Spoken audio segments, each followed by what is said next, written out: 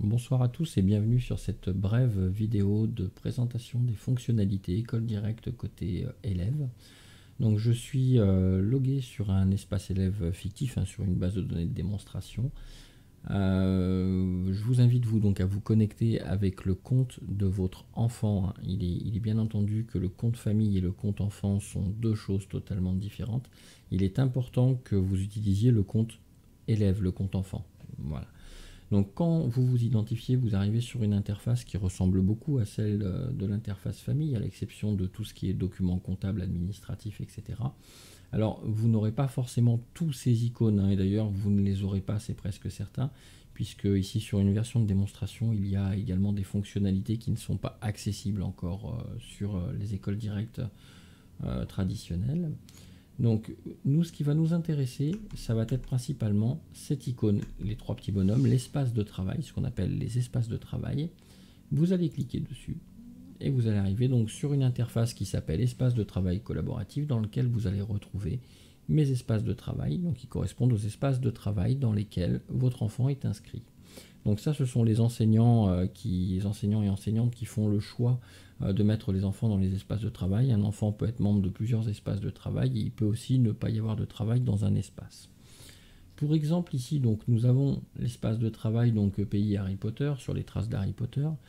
Vous aurez, vous, sur l'école, peut-être des groupes, des espaces de travail par niveau de classe, donc CE1, CE2, ou par matière, français, anglais, maths, quand on arrive sur les CM. Donc, pour entrer dans un espace de travail, il suffira simplement de cliquer dessus. Vous arrivez sur l'espace de travail, donc sur lequel vous retrouvez une petite page d'accueil, c'est une petite présentation que les enseignants peuvent faire. On va avoir des petits post-it ici, donc, qui sont des petites notes, des post-it à proprement parler, que les enseignants peuvent mettre pour donner des informations. Et on va surtout s'intéresser à cette partie de l'espace de travail, le cloud, qui se trouve en haut à droite. Il n'est à pas confondre avec celui-ci. Les deux n'ont rien à voir. Le cloud qui se trouve à gauche, c'est celui de l'élève, donc personnel. Il peut stocker des documents pour lui dessus, mais les enseignants n'y ont pas accès. Celui-ci, en haut à droite, est vraiment le cloud de l'espace de travail. Tous les membres de l'espace de travail y ont donc accès.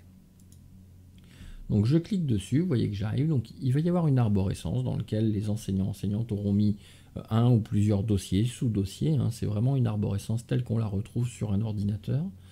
Donc vous allez pouvoir avoir sur les indications des enseignants, bien sûr, qui donneront des indications en lien avec ces documents mis à disposition. Donc retrouver des documents, des vidéos, il peut y avoir des liens, par exemple ici on a un lien, si on clique dessus, on va ouvrir, vous voyez, ouvrir un nouveau lien, ouvrir une page internet, puisqu'on peut effectivement donner des liens aux familles pour les renvoyer sur des sites internet, des outils de travail numérique qui existent. On peut avoir du document PDF, on peut avoir une discussion qui a été transcriptée par le professeur, des vidéos. On peut également trouver un sous-dossier dans lequel on retrouvera d'autres documents s'il y en a. Donc certaines classes, il y aura un dossier principal de la classe, puis des sous-matières dessus. D'autres classes, il y aura des groupes par matière directement. Là, je dirais que chaque enseignant, chaque enseignante est libre de faire comme il l'entend. Donc par contre, ils vous indiqueront comment ça fonctionne. Vous verrez, c'est un outil que vous allez vite prendre en main, puisqu'en fait, il fonctionne simplement comme n'importe quel site internet que vous pourriez utiliser au quotidien sur votre ordinateur. À savoir que, pour exemple, je vais prendre le document PDF qui se trouve ici. Il suffit simplement de cliquer dessus pour pouvoir soit l'ouvrir directement, soit l'enregistrer. Je vous invite à enregistrer les documents plutôt qu'à les télécharger, enfin à les ouvrir directement. Donc créez un petit répertoire sur votre ordinateur, travail scolaire, cours, enfin vous l'appelez comme vous voulez. Créez un petit dossier, créez des sous-dossiers par moment, par semaine, ça peut être pas mal. Et venez enregistrer les documents qui sont fournis à vos enfants dans ces sous-dossiers. Ça permettra de revenir dessus s'il y a besoin, ça permettra aussi de le stocker. Si certains sont un peu plus à l'aise avec l'informatique que d'autres, vous allez pouvoir directement compléter les documents, le fait qu'ils soient enregistrés, plutôt que de les imprimer, souvent de les imprimer et d'écrire dessus, parce que les enseignants ne vous demanderont pas forcément de renvoyer le travail. Souvent, elles vont vous faire parvenir les corrections pour que vous puissiez faire une autocorrection, bien évidemment.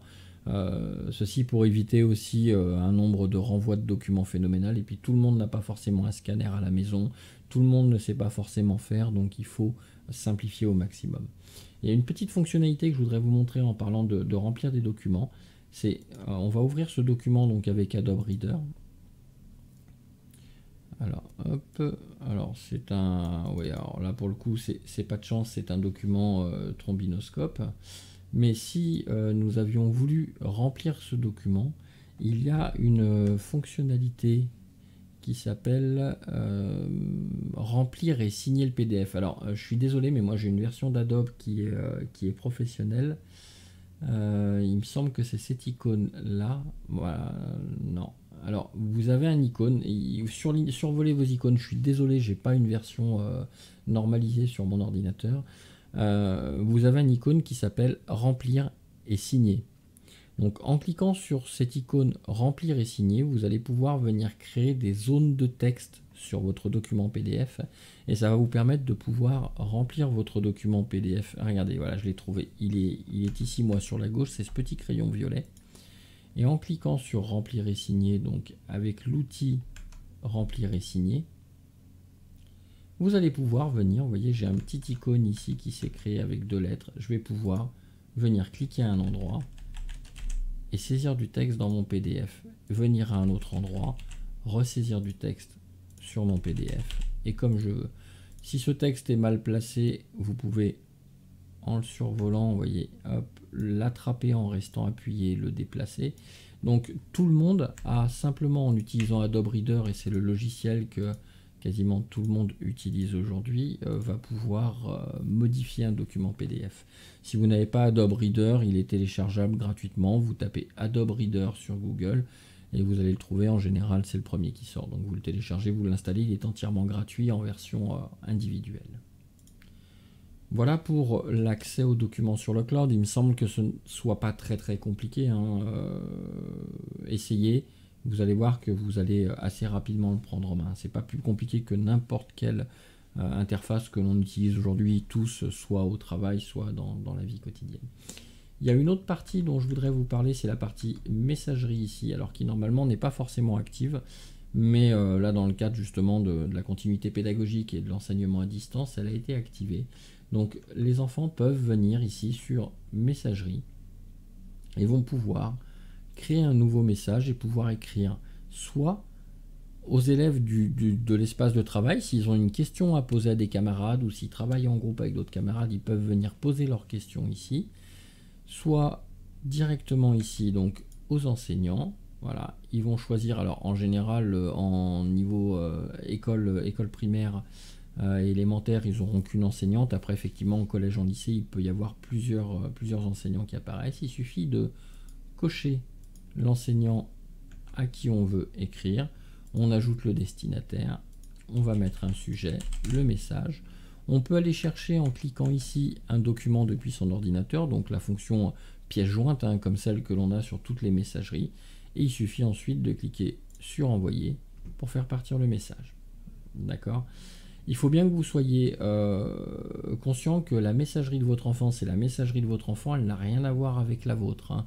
La messagerie famille est distincte, l'enfant ne verra pas vos messages, vous ne verrez pas les siens, alors à moins de vous connecter sur son espace, puisque vous avez l'accès pour aller explorer son espace. Sur votre espace famille, vous verrez qu'en cliquant sur la colonne de gauche, vous avez la photo de votre enfant qui apparaît. En cliquant dessus, vous avez accès en fait à l'espace de votre enfant. Voilà. Mais pour lui, pour que lui travaille, il faut qu'il travaille impérativement sur son espace. D'ailleurs, vous ne devez pas avoir accès aux espaces de travail sur cette exploration. Donc voilà pour la messagerie, pour pouvoir communiquer avec les enseignantes. Et je pense qu'on a fait le tour à peu près des fonctions qui vont vous être utiles tout de suite dans un premier temps. Donc si d'autres fonctions viennent se rajouter, si au cours des échanges avec les enseignants, les enseignantes, on se rend compte qu'il y a d'autres messages à vous faire passer, eh bien nous referons une petite vidéo pour vous montrer ça.